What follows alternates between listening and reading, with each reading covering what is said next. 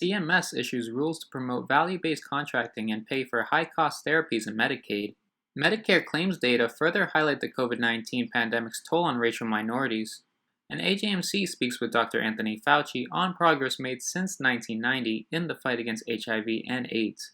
Welcome to This Week in Managed Care. I'm Matthew Gavidia.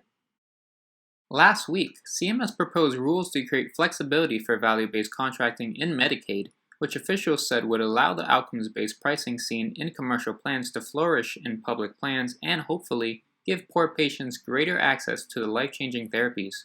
The notice seeks comment on a series of proposals, the most important of which would tackle long-standing barriers to creative pricing instruments, including long-term financing of costly gene therapies, which experts say are needed if low-income patients are to have equal access to the most innovative treatments. The proposal also calls for establishing minimum standards in Medicaid's state drug utilization review, which is designed to reduce opioid-related fraud and abuse. CMS's rules for ensuring that Medicaid receives the lowest price available for prescription drugs have not been updated in 30 years and are blocking the opportunity for markets to create innovative payment models, said CMS Administrator Seema Verma in a statement. By modernizing our rules, we are creating opportunities for drug manufacturers to have skin in the game through payment arrangements that challenge them to put their money where their mouth is. For more, visit ajmc.com.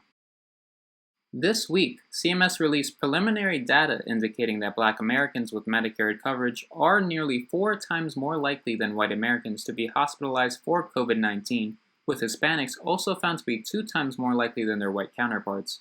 In response to the figures, the Trump administration issued a call to action for a renewed national commitment to value-based care.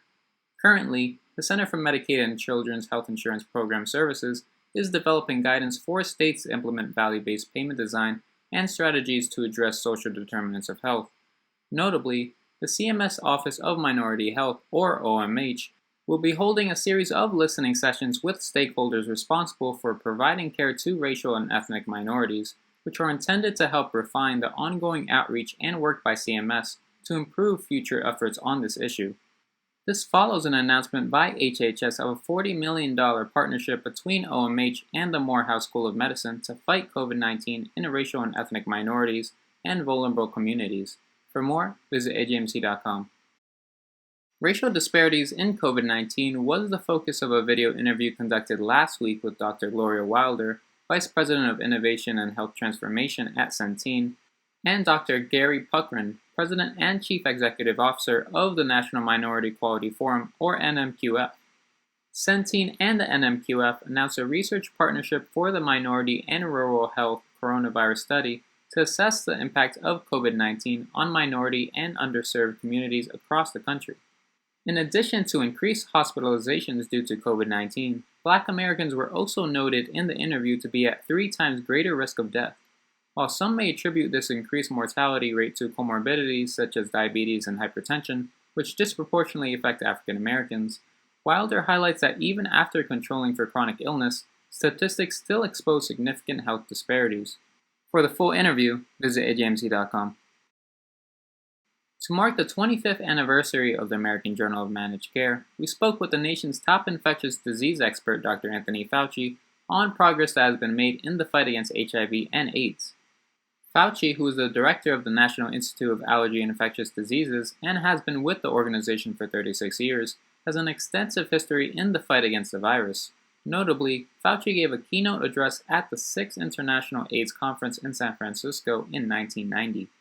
Fauci spoke on a wide array of topics related to HIV and AIDS, including treatment with AZT and Truvada, undetectable viral loads, why there is no cure just yet, and how the first tumultuous years of the AIDS crisis shaped research for decades to come. For the full interview, visit ajmc.com. This week, PwC's Health Research Institute, or HRI, released its annual report, Medical Cost Trend Behind the Numbers 2021, which helps guide employers and payers as they determine health plan premiums for the coming year. In an interview with AJMC, Ben Isger, HRI leader at PwC, spoke on how the COVID-19 pandemic affected last year's projections and how they have been implemented into this year's report. To address the uncertainty of the pandemic and the emergence of services such as behavioral health and telehealth, Isger and colleagues provided 3 different spending scenarios for employers managing the insurance market, categorized as low, medium, and high. Based on these factors, researchers expect a 4% to 10% increase in the medical cost trend for 2021. For the full interview, visit ajmc.com. And now we bring you our paper of the week, which looks back at some of the most important papers over the past 25 years of the American Journal of Managed Care and why they matter today. Amid innovations within HIV treatment and care, this week's 1998 paper spotlighted how the prevalence of comorbidities such as anemia and syphilis impacted delivery of care for out-of-treatment drug users. Analyzing data derived from a managed care model, researcher Dr. Isaac D. Montoya found that a high rate of male and female drug users with HIV had syphilis and anemia. These findings highlighted that adherence to drugs is not the sole issue to address in patients, with comorbidities also serving as vital factors in designing managed care plans. For the paper, visit ajmc.com. For all of us at AJMC, I'm Matthew Gavidia. Thanks for joining us.